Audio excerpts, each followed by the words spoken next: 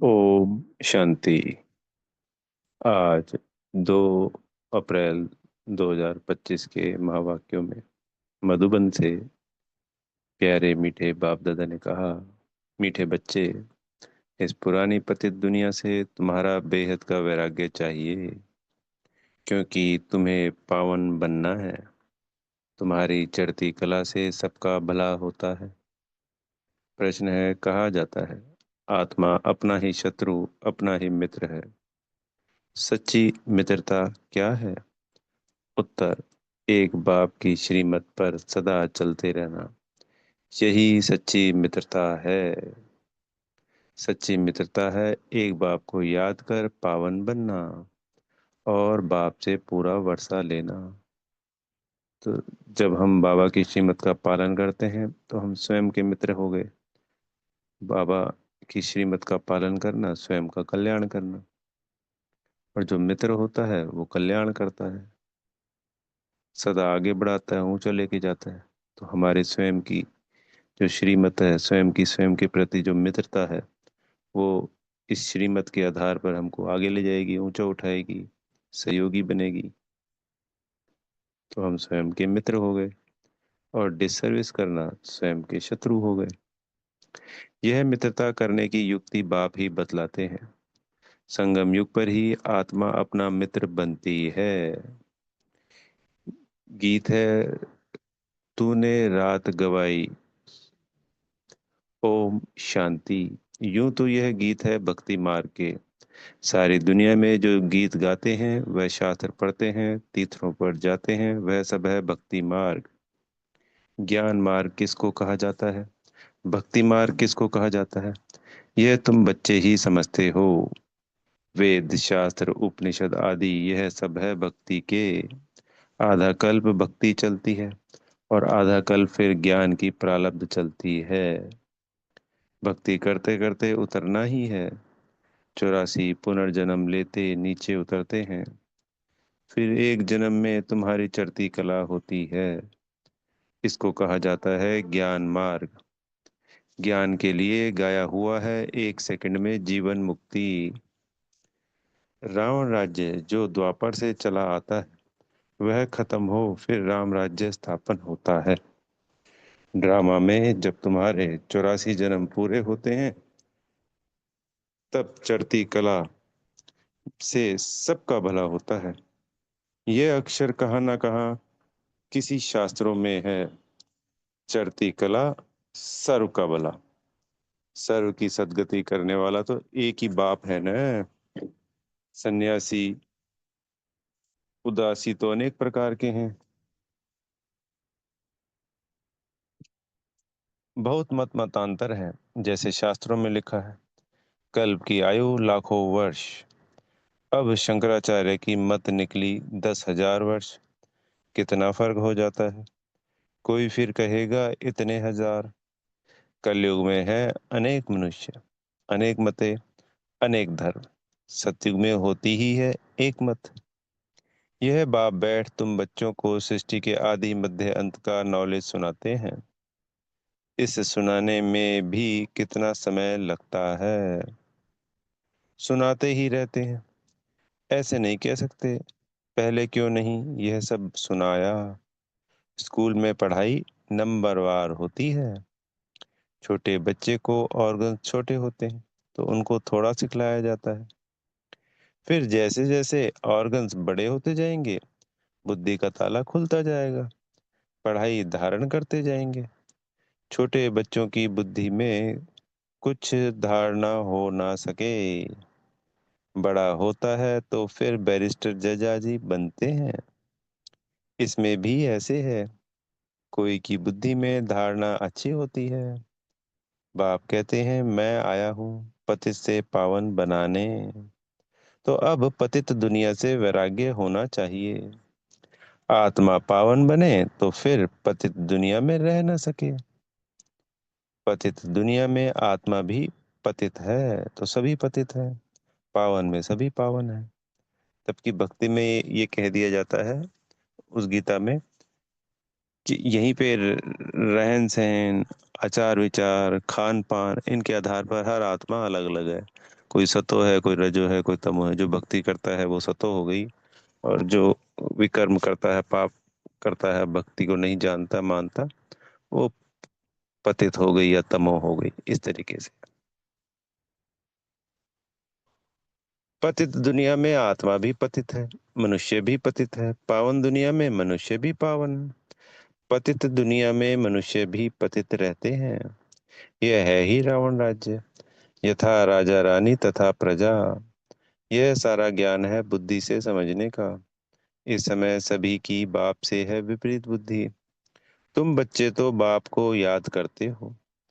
अंदर में बाप के लिए प्यार है, आत्मा में बाप के लिए प्यार है, रिगार्ड है, क्योंकि बाप को जानते हैं।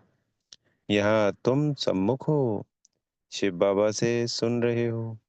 वह मनुष्य सृष्टि का बीज रूप, ज्ञान का सागर, प्रेम का सागर, आनंद का सागर है। गीता ज्ञान दाता परमपिता परमात्मा त्रिमूर्ति शिव परमात्मा वाच। त्रिमूर्ति अक्षर जरूर डालना है, क्योंकि त्रिमूर्ति का तो गायन है ना। ब्रह्मा द्वारा स्थापना, तो जरूर ब्रह्मा द्वारा ही ज्ञान सुनाएंगे। श्री कृष्ण तो ऐसे नहीं कहेंगे। शिव भगवान वाच। प्रेरणा से कुछ होता नहीं है, ना उनमें शिव बाबा की प्रवेशता हो सकती। शिव बाबा तो पराये देश में आते हैं। सत्युग तो श्री कृष्ण का देश है ना, तो दोनों की महिमा अलग अलग है। मुख्य बात ही है यह। सत्युग में गीता तो कोई पढ़ते नहीं। भक्ति मार्ग में तो जन्म जन्मांतर पढ़ते हैं। ज्ञान मार्ग में तो वह हो न सके। भक्ति मार्ग में ज्ञान की बातें होती नहीं। अभी रचता बाप ही रचना के आदि मध्य अंत का ज्ञान देते हैं। मनुष्य तो रचता हो ना सके। मनुष्य कह ना सके कि मैं रचता हूँ। बाप खुद कहते हैं, मैं मनुष्य सृष्टि का बीज रूप हूँ। मैं ज्ञान का सागर, प्रेम का सागर, सर्व का सद्गति दाता हूँ। तो आज बाबा को जब याद करेंगे तो इन महिमा के साथ याद करें। श्री कृष्ण की महिमा ही अलग है, तो यह पूरा कंट्रास्ट लिखना चाहिए। जो मनुष्य पढ़ने से झट समझ जाए कि गीता का ज्ञानदाता श्री कृष्ण नहीं है, इस बात को स्वीकार किया, तो यह तुमने जीत पहनी। यानी सामने वाले आत्मा ने, मनुष्य ने जब ये स्वीकार कर लिया तो हम विजयी बने। मनुष्य श्री कृष्ण के पिछाड़ी कितना हैरान होते हैं। जैसे शिव के भक्त शिव पर गला काट देने के लिए तैयार हो जाते हैं, बस हमको शिव के पास जाना है, वैसे वह समझते हैं श्री कृष्ण के पास जाना है, परंतु श्री कृष्ण के पास जा ना सकें। श्री कृष्ण के पास बलि चढ़ने की बात ही नहीं होती है। देवियों पर बलि चढ़ते हैं, देवताओं पर कभी कोई बलि नहीं चढ़ेंगे। तुम देवियां हो ना, तुम शिव बाबा के बने हो, तो शिव बाबा पर भी बलि चढ़ते हैं। शास्त्रों में हिंसक बातें लिख दी हैं। तुम तो शिव बाबा के बच्चे हो, तन मन धन बलि चढ़ाते हो, और कोई बात नहीं, इसलिए शिव और देवियों पर बलि चढ़ाते हैं। अब गवर्नमेंट ने शिव काशी पर बलि चढ़ाना बंद कर दिया है। अभी वह तलवार ही नहीं है। भक्ति मार्ग में जो आप घात करते हैं, यह भी जैसे अपने साथ शत्रुता करने का उपाय है। मित्रता करने का एक ही उपाय है, जो बाप बतलाते हैं। पावन बनकर बाप से पूरा वर्षा लो, एक बाप की श्रीमत पर चलते रहो, यह मित्रता है। कहते हैं जीवघात अपना ही शत्रु है, फिर बाप आकर ज्ञान देते हैं, तो जीव आत्मा अपना मित्र बनती है। आत्मा पवित्र बन बाप से वर्षा लेती है। संगम युग पर हर एक आत्मा को बाप आकर मित्र बनाते हैं। आत्मा अपना मित्र बनती है, श्रीमत मिलती है तो समझती है हम बाप की मत पर ही चलेंगे।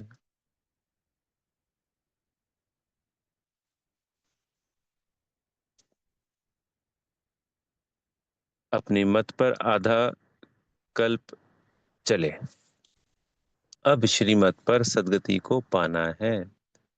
इसमें अपनी मत चल ना सके, बाप तो सिर्फ मत देते। तुम देवता बनने आए हो ना, यहाँ अच्छे कर्म करेंगे तो दूसरे जन्म में भी अच्छा फल मिलेगा, अमरलोक में। यह तो है ही मृत्यु लोक। यह राज भी तुम बच्चे ही जानते हो, सो भी नंबरवार। कोई की बुद्धि में अच्छी रीति धारणा होती है, कोई धारणा नहीं कर सकते, तो इसमें टीचर क्या कर सकते हैं? टीचर से कृपा व आशीर्वाद मांगेंगे क्या? टीचर तो पढ़ाकर अपने घर चले जाते हैं। स्कूल में पहले पहले खुदा की बंदगी आकर करते हैं। हे खुदा, हमको पास कराना, तो फिर हम भोग लगाएंगे। टीचर को कभी नहीं कहेंगे कि आशीर्वाद करो। इस समय परमात्मा हमारा बाप भी है तो टीचर भी है। बाप की आशीर्वाद तो अंडरस्टूड है ही, यानी हमें मिली हुई है। बाप बच्चे को चाहते हैं, बच्चा आए तो उसको धन दूं, तो यह आशीर्वाद हुई ना। यह एक कायदा है। बच्चे को बाप से वर्षा मिलता है। अब तो तमोप्रधान ही होते जाते हैं। जैसा बाप वैसे बच्चे। दिन प्रतिदिन हर चीज तमोप्रधान होती जाती है। तत्व भी तमोप्रधान ही होते जाते हैं। यह है ही दुखधाम। चार 40,000 वर्ष अभी और आयु हो तो क्या हाल हो जाएगा। मनुष्यों की बुद्धि बिल्कुल ही तमोप्रधान हो गई है। अभी तुम बच्चों की बुद्धि में बाप के साथ योग रखने से रोशनी आ गई है। बाप कहते हैं जितना याद में रहेंगे उतना लाइट बढ़ती जाएगी। तो हम आत्मा की जो ज्योति है वो बुझाई हुई है, उसके ऊपर कालक चढ़ी हुई है विकारों की, विकर्मों की। तो बाबा की याद से वो मिटती जाएगी और हम आत्मा की रोशनी बढ़ती जाएगी। बाप कहते हैं जितना याद में रहेंगे उतना लाइट बढ़ती जाएगी। याद से आत्मा पवित्र बनती है, लाइट बढ़ती जाती है। याद ही नहीं करेंगे तो लाइट मिलेगी नहीं। याद से लाइट वृद्धि को पाएगी। याद नहीं किया और कोई विकर्म कर लिया तो लाइट कम हो जाएगी। तुम पुरुषार्थ करते हो सतो प्रधान बनने का, यह बड़ी समझने की बात है। याद से ही तुम्हारी आत्मा पवित्र होती जाएगी। तुम लिख भी सकते हो। यह रचयिता और रचना का ज्ञान श्री कृष्ण दे नहीं सकते, वह तो है प्रारब्ध। यह भी लिख देना चाहिए कि 84वें अंतिम जन्म में श्री कृष्ण की आत्मा फिर से ज्ञान ले रही है। फिर फर्स्ट नंबर में जाते हैं। बाप ने यह भी समझाया है सत्युग में 9 लाख ही होंगे, फिर उनसे वृद्धि भी होगी ना। दास दासियां भी बहुत ही होंगे ना, जो पूरे 84 जन्म लेते हैं। 84 जन्म ही गिने जाते हैं। जो अच्छी रीति इम्तिहान पास करेंगे वह पहले पहले आएंगे। जितना देरी से जाएंगे तो मकान पुराना तो कहेंगे ना, यानी सतयुग में या त्रेता में जितना देरी से जाएंगे तो समय तो बीत गया ना। नया मकान बनता है, फिर दिन प्रतिदिन आयु कम होती जाएगी। वहां तो सोने के महल बनते हैं, वह तो पुराने हो ना सके। सोना तो सदैव चमकता ही होगा, फिर भी साफ जरूर करना पड़े। जेवर भी भल पक्के सोने के बनाओ तो भी आखिरी चमक तो कम होती ही है, फिर उनको पॉलिश चाहिए। तुम बच्चों को सदैव यह खुशी रहनी चाहिए कि हम नई दुनिया में जाते हैं। इस नरक में यह अंतिम जन्म है। इन आंखों से जो देखते हैं, जानते हैं, यह पुरानी दुनिया, पुराना शरीर है। अभी हमको सत्युग नई दुनिया में नया शरीर लेना है। पांच तत्व भी नए होते हैं। ऐसे विचार सागर मंथन चलना चाहिए। यह पढ़ाई है ना। अंत तक तुम्हारी यह पढ़ाई चलेगी। पढ़ाई बंद हुई तो विनाश हो जाएगा। तो अपने को स्टूडेंट समझ इस खुशी में रहना चाहिए ना। भगवान हमको पढ़ाते हैं। यह खुशी कोई कम थोड़ी है।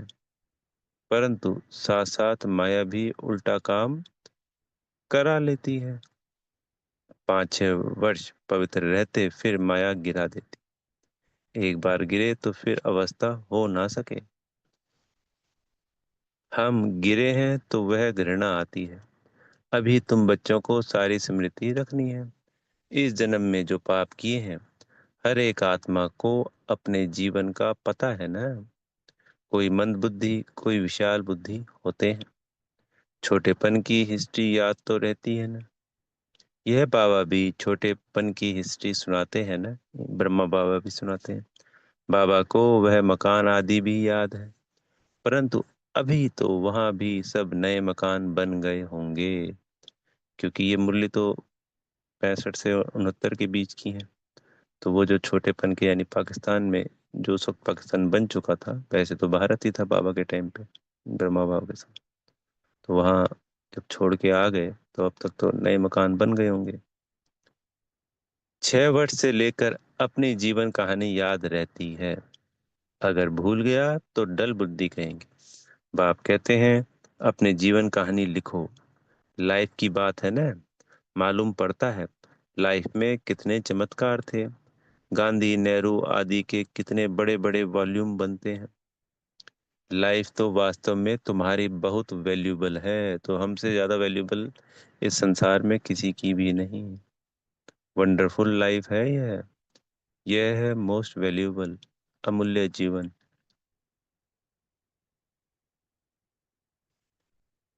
इनका मूल्य कथन इनका मूल्य कथन नहीं किया जा सकता है।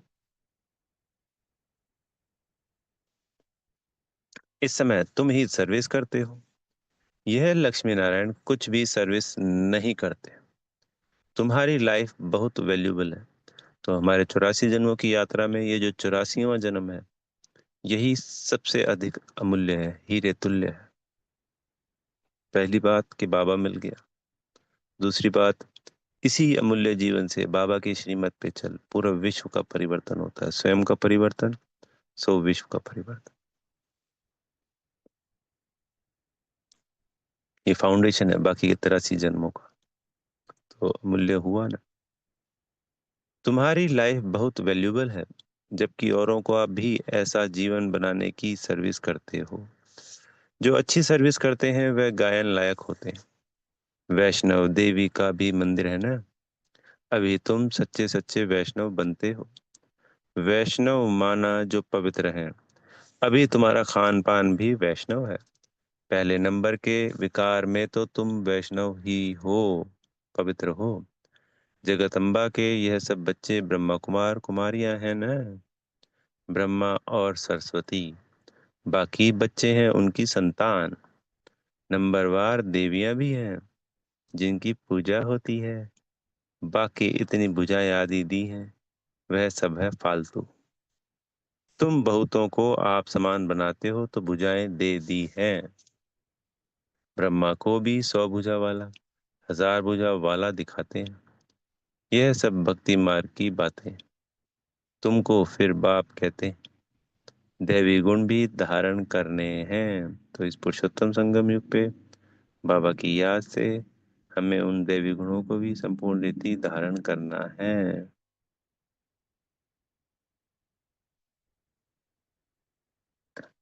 तुमको फिर बाप कहते हैं दैवी गुण भी धारण करने हैं। किसको भी दुख ना दो। किसको उल्टा सुल्टा रास्ता बताए सत्यानाश ना करो। एक ही मुख्य बात समझानी चाहिए कि बाप और वर्षे को याद करो।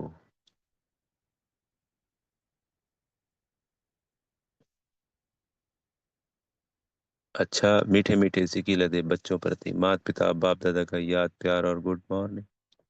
रूहानी बाप की रूहानी बच्चों को नमस्ते।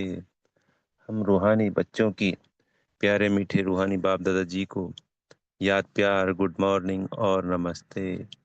ताड़ना के लिए मुख्य सार में पहला पॉइंट, गायन व पूजन योग्य बनने के लिए पक्का वैष्णव बनना है। खान पान की शुद्धि के साथ साथ पवित्र रहना है। इस वैल्यूएबल जीवन में सर्विस कर बहुतों का जीवन श्रेष्ठ बनाना है। दूसरा पॉइंट, पाप के साथ ऐसा योग रखना है जो आत्मा की लाइट बढ़ती जाए। कोई भी विकर्म कर लाइट कम नहीं करना है। अपने साथ मित्रता करनी है। सदगुरु जी से वरदान मिल रहा है, स्वयं में समाएंगे। स्वयं स्थिति थी स्वयं स्वयं स्थिति की सीट पर स्थित रह परिस्थितियों पर विजय प्राप्त करने वाले मास्टर रास्ता भव। कोई भी परिस्थिति प्रकृति द्वारा आती है, इसलिए परिस्थिति रचना है और स्वयं स्थिति वाला रचयिता है। मास्टर रास्ता व मास्टर सर्वशक्तिवान कभी हार खा नहीं सकते। असंभव है। अगर कोई अपनी सीट छोड़ते हैं तो हार होती है। सीट छोड़ना अर्थात शक्तिहीन बनना। सीट के आधार पर शक्तियां स्वतः आती है। तो सीट से नीचे आ जाते उन्हें माया की धूल लग जाती है। बाप दादा के लाडले मर्जीवा जन्मधारी ब्राह्मण कभी देह अभिमान की मिट्टी में खेल नहीं सकते। तो आत्मिक स्थिति में सदा स्थित रहना, सीट पर सेट रहना, अपनी शक्तियों के साथ सदा जागृत अवस्था में रहना और देह भान में आना तो मिट्टी में मिल जाना, मिट्टी के साथ खेलने वाली बात होगी तो हार निश्चित है और आत्मिक स्थिति में विजय निश्चित है। स्लोगन है, दृढ़ता कड़े संस्कारों को भी मोम की तरह पिघला देती है, खत्म कर देती है। अव्यक्त इशारे हैं, कंबाइंड रूप की स्थिति में सदा विजयी बनो। जैसे ज्ञान स्वरूप हो ऐसे स्नेह स्वरूप बनो। ज्ञान और स्नेह दोनों कंबाइंड हो, क्योंकि ज्ञान बीज है, पानी स्नेह है। अगर बीज को पानी नहीं मिलेगा तो फल नहीं देगा। ज्ञान के साथ दिल का स्नेह है तो प्राप्ति का फल मिलेगा। अगर बीज को पानी नहीं मिलेगा, पानी है स्नेह, तो बीज को स्नेह नहीं मिला यानी तो फल नहीं देगा। तो ज्ञान के साथ साथ स्नेह भी देना है। तो ज्ञान के साथ दिल का स्नेह है तो प्राप्ति का फल मिलेगा। तो किसी भी आत्मा को लिए स्नेह तो हमारा एक, जैसे शांति हमारा स्वधर्म है, तो स्नेह और ज्ञान दोनों यानी प्रेम वो भी हमारे आत्मा के ही गुण है। तो ज्ञान के साथ साथ स्नेह भी होना जरूरी है। अच्छा, ओम शांति। बेहद का धन्यवाद मेरे प्यारे मीठे माता पिता बाप दादाजी का, आप सभी आत्मा भाइयों का, और दिल से बेहद की शुभकामनाएं शुभ भावनाएं। ओम शांति।